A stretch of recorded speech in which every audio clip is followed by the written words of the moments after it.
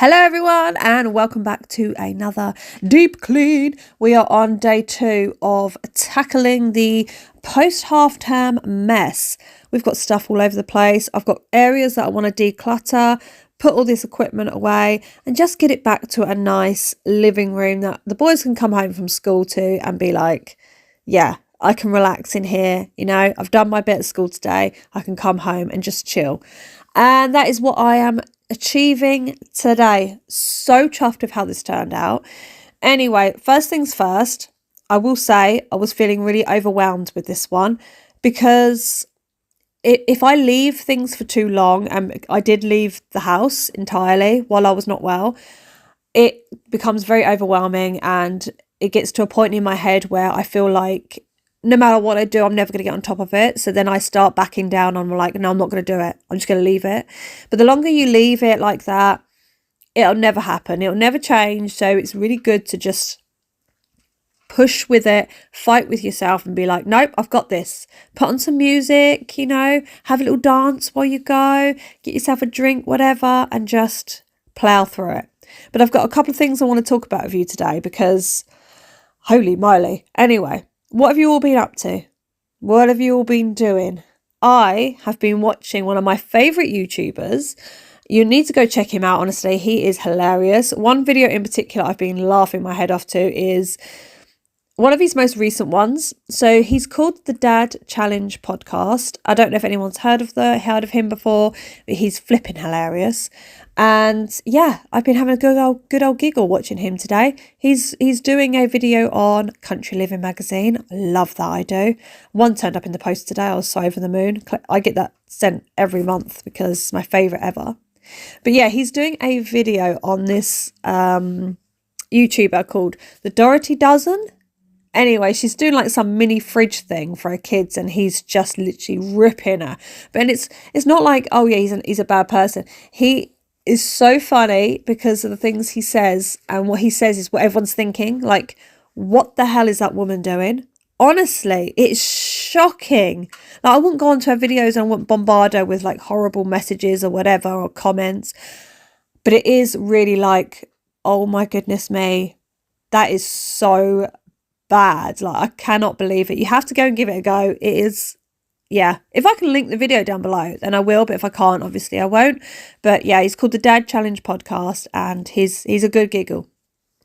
The other thing I really wanted to talk to you about is, so it's a little bit of a story time on some ghosty thing that happened to me. So I lived in Canterbury once and it's the only time I've ever visually seen something. And some people believe in this stuff, some people don't, and that's absolutely fine. And I don't expect anybody to be like, oh yeah, that so happened. Look, that's the cat claws. Can't get rid of that unless I peel everything off the window frame and redo it. But it's not top priority right now. But yeah, that's where they go up there and they decide, let's just dig our claws into there and have a little bit of a dig around, little tinkers. But yeah, going back to the story.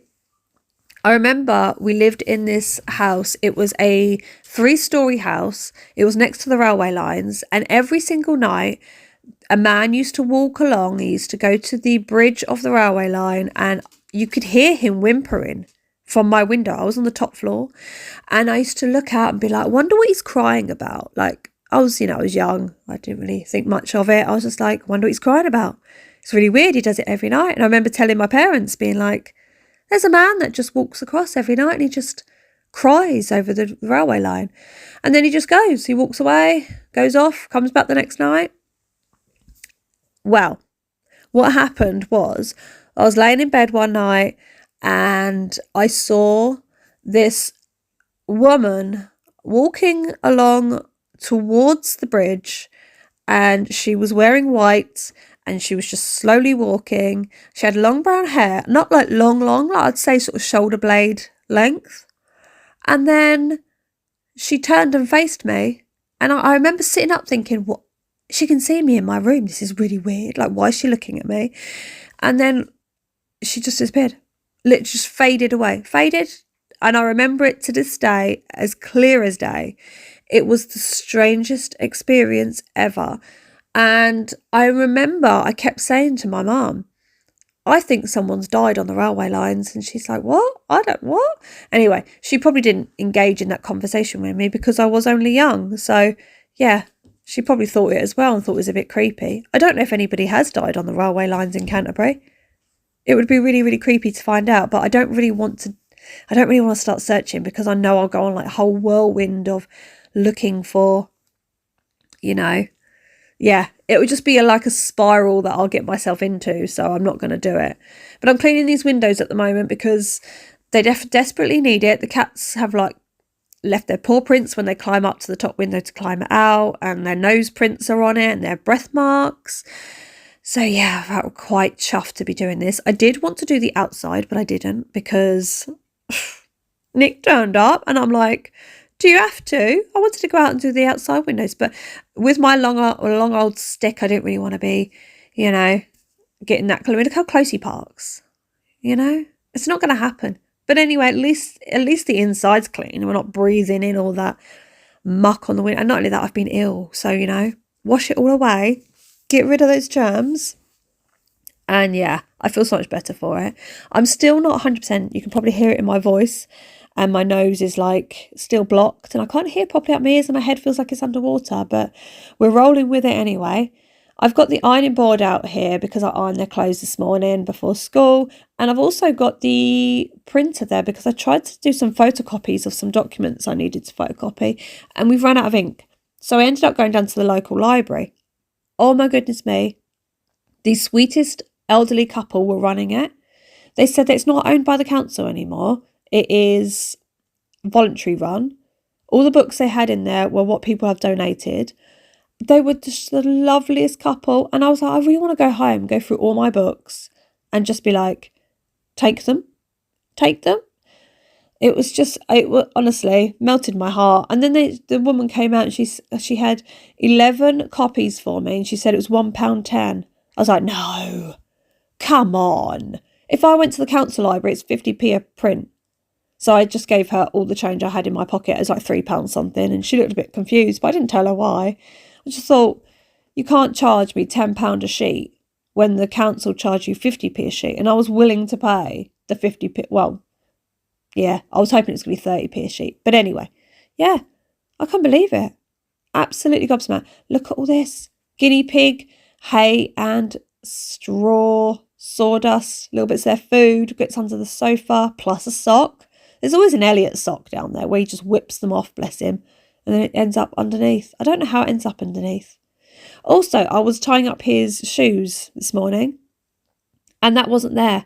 So I don't know if it's like a spilt drink at some point or whether my dog Chase has like had a little cough burp and yeah, no idea, but wipe that away. I'm hoping it's just a little splash of drink.